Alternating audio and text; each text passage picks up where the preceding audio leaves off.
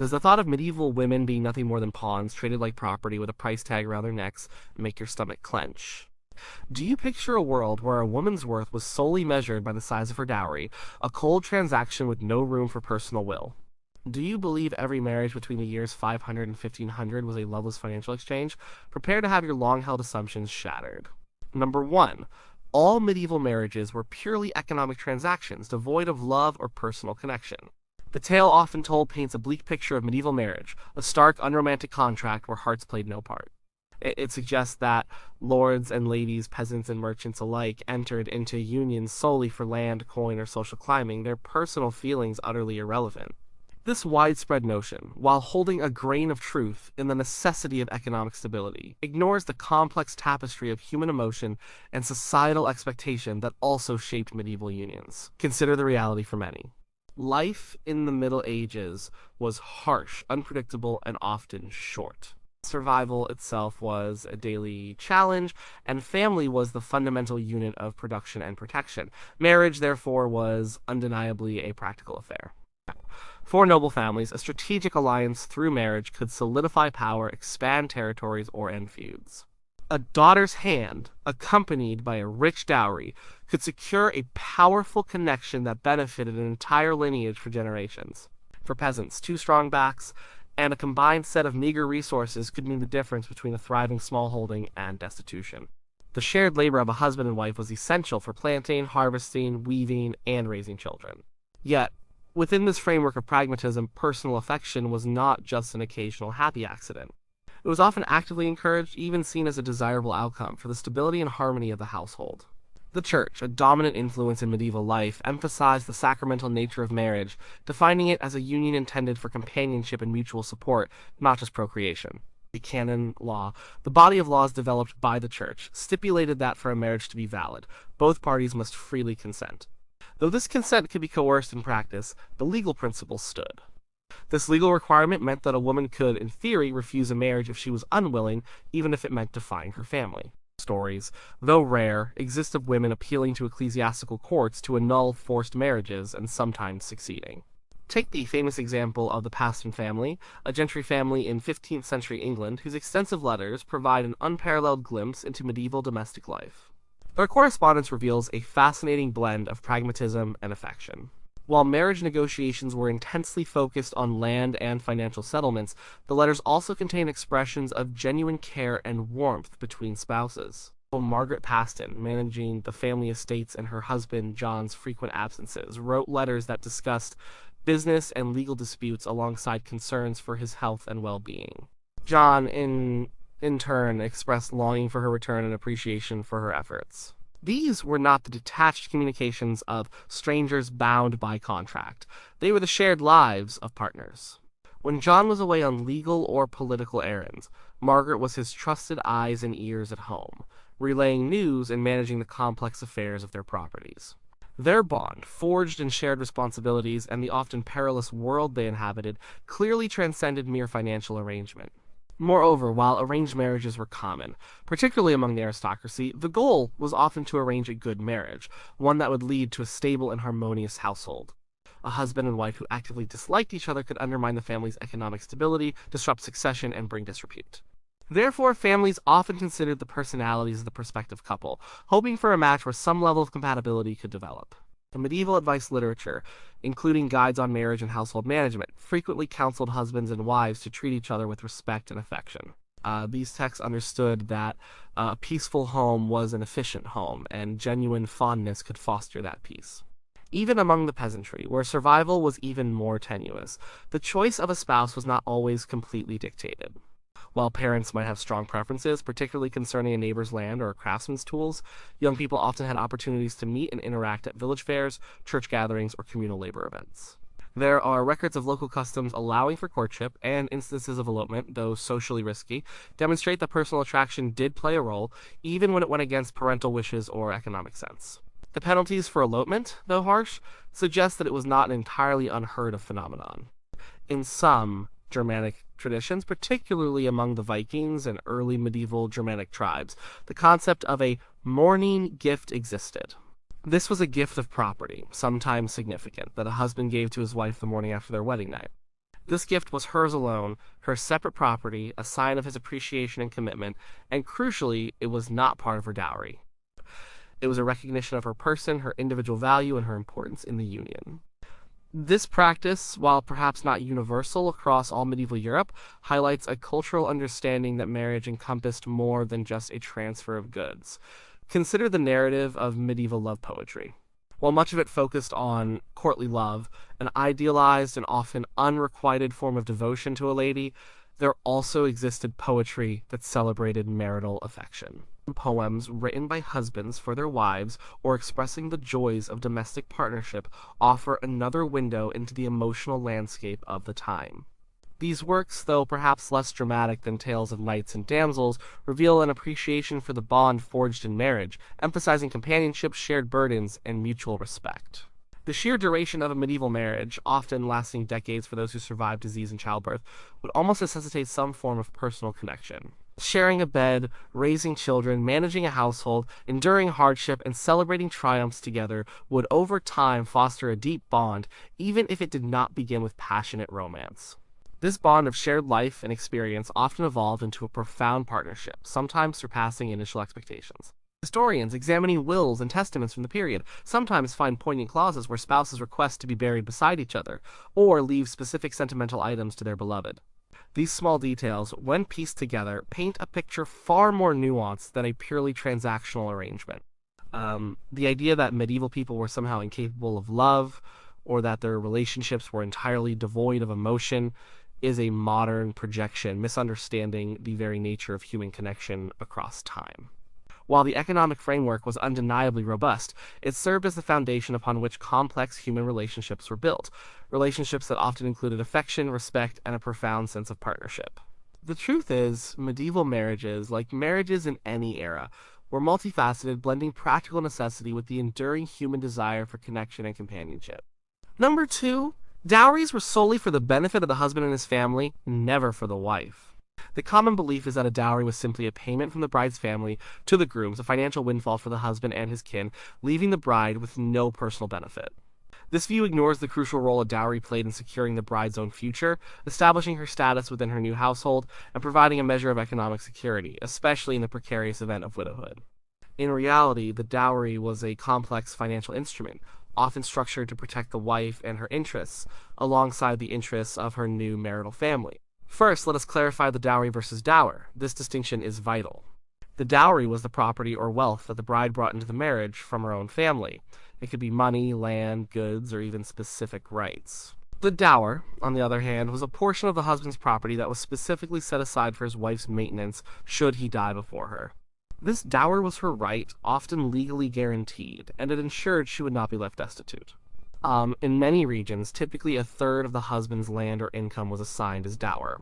This was a significant protection for women, a legal safeguard against being left penniless and homeless upon her husband's death. The existence of dower laws across much of medieval Europe demonstrates a societal recognition of a wife's need for security, a need directly tied to the financial arrangements of marriage. While the dowry itself often integrated into the marital estate, managed by the husband, its original purpose was not always simply a gift. It was frequently seen as an early inheritance for the daughter, a portion of her patrimony given upon her marriage rather than upon her parents' death. This meant that while her brothers might inherit land or titles directly, the daughter received her share in the form of a dowry. This inheritance, though managed by her husband, was meant to contribute to the economic well-being of the new household she was creating, which was also her household. Her contribution, often substantial, gave her a stake in the marital enterprise and could elevate her status within the household. A woman who brought a large dowry was often treated with greater respect and given more authority within the domestic sphere. Consider the case of a merchant's daughter in a bustling medieval town. Her dowry might consist of a sum of money, perhaps some valuable textiles, and even rights to a stall in the market or a share in a trading venture. This dowry was not simply handed over to her husband to spend freely. Instead, it would be invested in the joint family business, helping the couple establish themselves, purchase inventory, or expand their enterprise. The wife, having contributed significantly, would often be an active partner in the business, managing accounts, overseeing sales, or directing apprentices. Her dowry directly enabled her to become a co-proprietor of their shared economic life, giving her a vital role and often considerable influence. This arrangement was far from a one-sided benefit for the husband. Furthermore, the dowry served as a crucial source of security in the event of the marriage's dissolution, particularly through the death of the husband. While the dower provided income from the husband's estate, the dowry often reverted to the widow upon her husband's death, or at least a portion of it did, allowing her to regain access to her original wealth.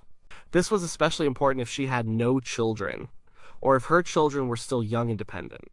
A widow, with her dowry returned, could choose to remarry, providing her with leverage in negotiations, or she could choose to live independently, perhaps establishing her own household, supporting herself and her children.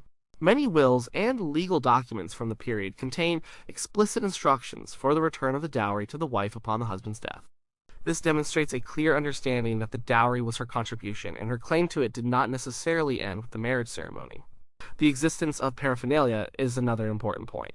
Paraphernalia refers to property a woman owned that was entirely separate from her dowry and her husband's assets. This included her clothes, jewelry, personal items, and sometimes even small sums of money or minor pieces of furniture. This property remained entirely her own, and her husband had no legal claim to it. While perhaps not as grand as a dowry or dower, the concept of paraphernalia reinforces the idea that medieval women were recognized as individuals with personal possessions and rights, even within marriage. This separate property could provide her with a small measure of personal independence and security. In many parts of Europe, particularly under Roman-influenced legal systems, the dowry was understood as property given for the wife, intended to support the marital burdens. The husband was often merely the administrator, not the absolute owner. If the marriage ended due to his fault, or sometimes even without fault, he might be compelled to return the dowry to his wife or her family. This was a significant deterrent against spousal abuse or neglect, and a crucial protection for the wife. Legal cases exist of women or their families suing for the return of dowries, demonstrating that this was a recognized right and a legal recourse. Consider the prestige factor. A family that could provide a substantial dowry not only secured a good match for their daughter, but also enhanced their own social standing. It signaled wealth, influence, and the ability to care for their daughters, reflecting well on the entire family. For the daughter herself, arriving in her new marital home with a generous dowry meant she was not seen as a burden, but as a valuable asset, a contributor. This could translate into respect from her new in-laws, a stronger position within the household, and greater influence in decision-making, particularly concerning household management and the raising of children. Her dowry was not just money, it was a visible statement of her value. So, while a husband certainly benefited from the financial influx a dowry represented, it was rarely a simple, one-way transaction. The dowry was intrinsically linked to the wife's economic security, her status, and her potential future independence. It was a societal mechanism designed not just to transfer wealth, but to establish the financial foundation for a new family unit, with significant protections and benefits often reserved for the woman herself. The dowry was a crucial part of a medieval woman's economic identity and her safeguard in a world without modern social safety nets. Number 3. Once a dowry was given, it belonged entirely to the husband, and the wife lost all claim to it. The pervasive myth that a dowry once handed over became the husband's undisputed property, severing all ties to the wife and her family, paints a picture of irreversible financial loss for the bride. This is a considerable oversimplification of complex medieval legal and customary practices. In reality, while the husband generally had the right to manage and use the dowry during the marriage, the wife and her family often retained significant rights over its ownership, especially in certain circumstances like the husband's death or the dissolution of the marriage. The dowry was not simply absorbed, it was a distinctive legal entity with specific rules governing its use and reversion. Medieval Europe was a patchwork of legal systems, combining remnants of Roman law, Germanic customary law, and the developing common law, alongside the powerful influence of canon law. Each system approached dowry differently, but a common thread was the recognition that the dowry was distinct from the husband's personal fortune and was often intended to support the marital household rather than enrich the husband personally.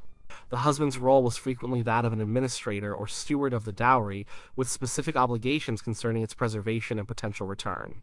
Under Roman law, which influenced many parts of continental Europe, the dowry was clearly understood as property given to the husband to support the burdens of marriage, pro-on-air matrimony. However, the husband's ownership was not absolute. He typically had usufruct, the right to use and profit from the dowry, but not outright ownership or the right to alienate it without the wife's consent or a specific agreement. Upon the death of the husband, the dowry often reverted to the widow, or if she had died without issue, to her original family. This was a cornerstone of dowry law in many regions. For instance, in parts of Italy and France, if a husband mismanaged or squandered his wife's dowry, she or her family could sue to recover it or have it replaced. This legal recourse demonstrates that the dowry was viewed as belonging to the wife, or at least being held for her benefit, not as a gift freely spent by the husband. Consider a noblewoman in medieval France whose dowry included several parcels of land. While her husband would manage these lands, collect their rents, and make decisions about their cultivation, he could not simply sell them off or give them away without specific legal procedures and, often, her explicit consent. If he died, those lands, or their equivalent value, would typically revert to her control as a widow, providing her with an independent income and often a base from which to operate.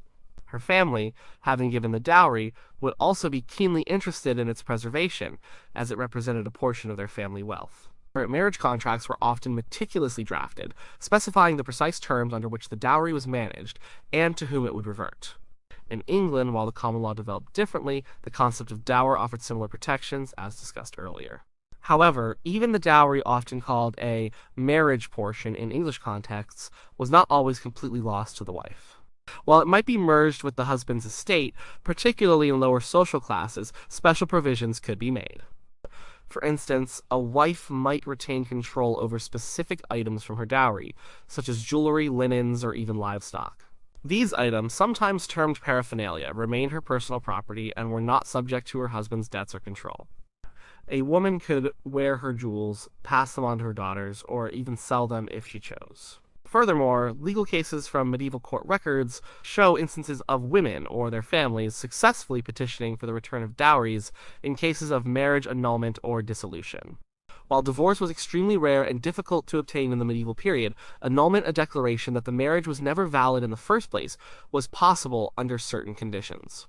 In such cases, the return of the dowry was often a central point of contention, and its recovery was a significant legal right. This highlights that the dowry was not irrevocably transferred but remained tied to the validity and continuation of the marriage. Even in cases where the dowry was converted into cash or invested in the husband's property, careful records were often kept. When a husband died, his executors would be bound by his will, which often stipulated the return of the dowry to his widow or to her family. If no such provision was made, the widow or her family could still lay claim to it under customary law.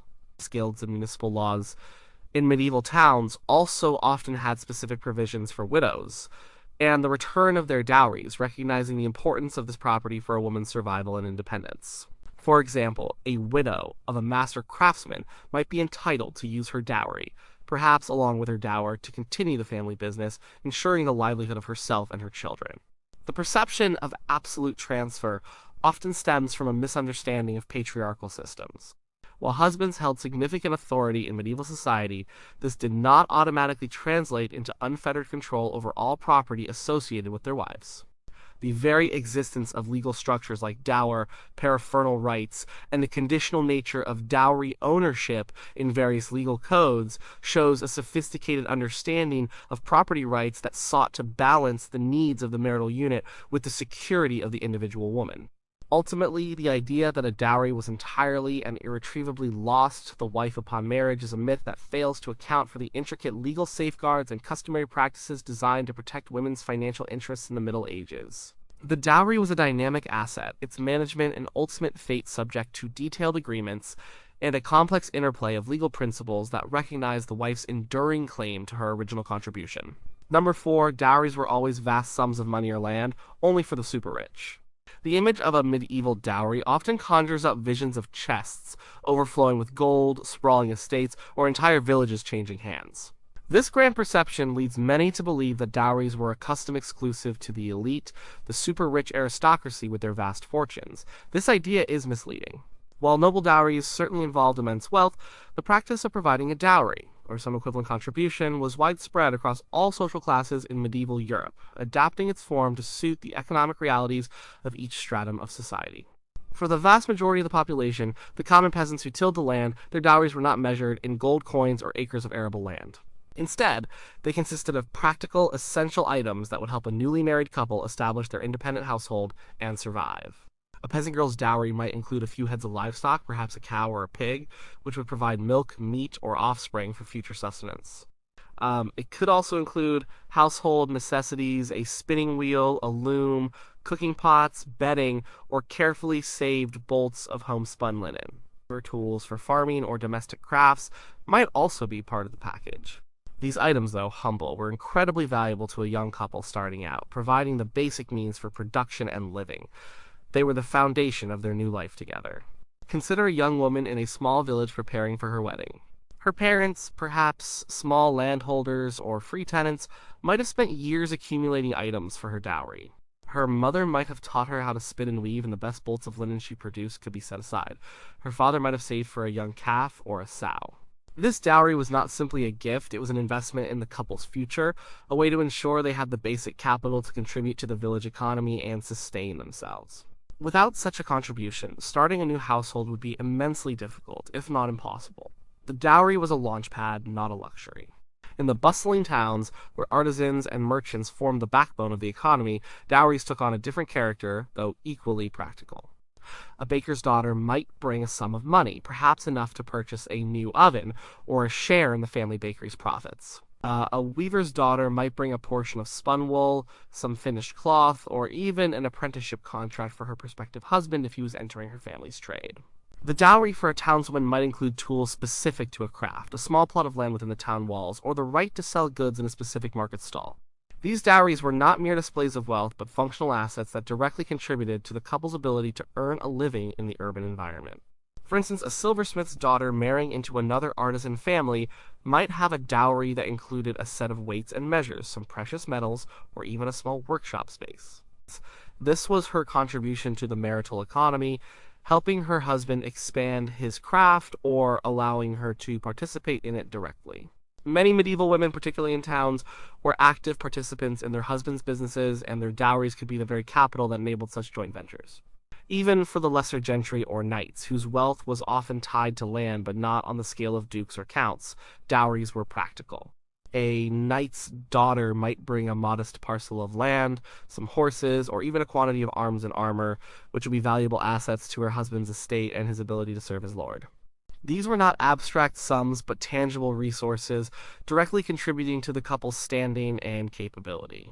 The practice was so pervasive that even orphan girls or those from very poor families might receive a small dowry from communal charities, guilds, or pious donations. Many charitable institutions were established in medieval towns and cities specifically to provide dowries for poor but virtuous girls, recognizing that a dowry was a fundamental prerequisite for marriage and economic stability.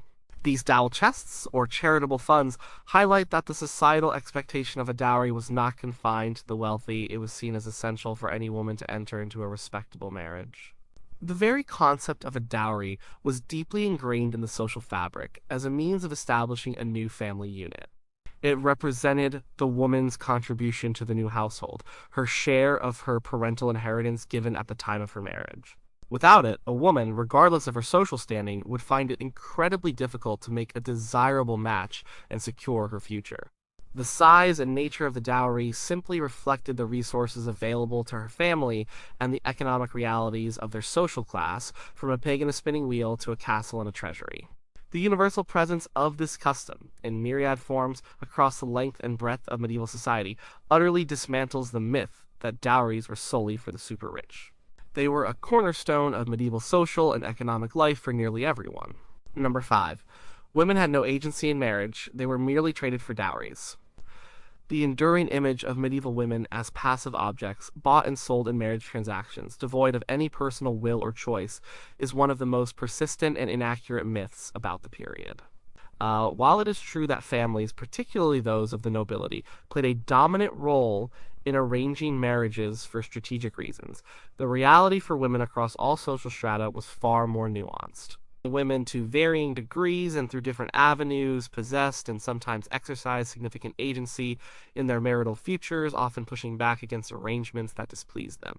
One of the most powerful forms of agency, often overlooked, was the legal requirement for consent. And canon law, the law of the church, which governed marriage across Western Europe, stipulated that for a marriage to be valid, both parties had to give their free and uncoerced consent. While this principle could be flouted in practice, especially for noblewomen whose families exerted immense pressure, it provided a crucial legal leverage point.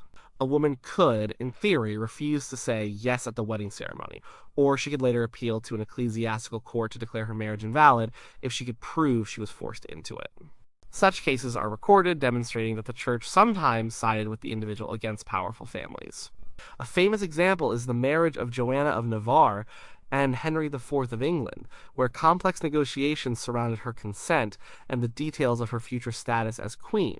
Consider the case of Eleanor of Aquitaine. Her sheer wealth and political importance gave her unprecedented agency. She inherited one of the largest and wealthiest duchies in Europe, making her an incredibly desirable match. When her first marriage to Louis VII of France proved unsatisfactory, she, despite being a queen, actively sought and secured an annulment. She then almost immediately married Henry Plantagenet, who would become King of England, a move of her own design that greatly reshaped the political landscape of Europe. Her personal wealth and legal acumen, combined with the legal flexibility of the church, allowed her to navigate and even manipulate the patriarchal systems to her own ends. She was hardly a passive pawn. She was a major political player. For noblewomen, even within arranged marriages, their agency often manifested in negotiation, not outright refusal. Marriage contracts were often intricate documents, not just dictating the dowry, but also the dower, the wife's rights within the marriage, her ability to manage certain properties, and provisions for her future children. A smart and well-supported noblewoman could ensure terms that protected her interests and gave her considerable authority within her new household. As a mistress of a castle or estate, she held significant administrative power, managing servants, finances, and sometimes even defenses in her husband's absence.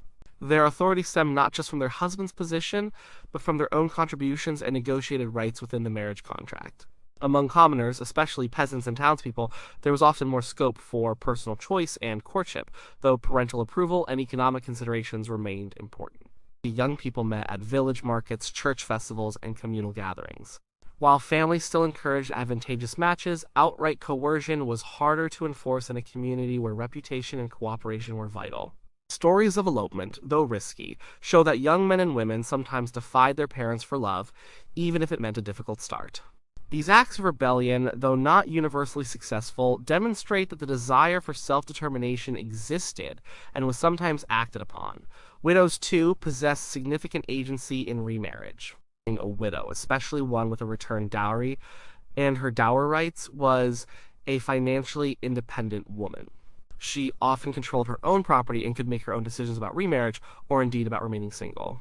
Noble widows often chose to retire to convents, asserting their spiritual autonomy.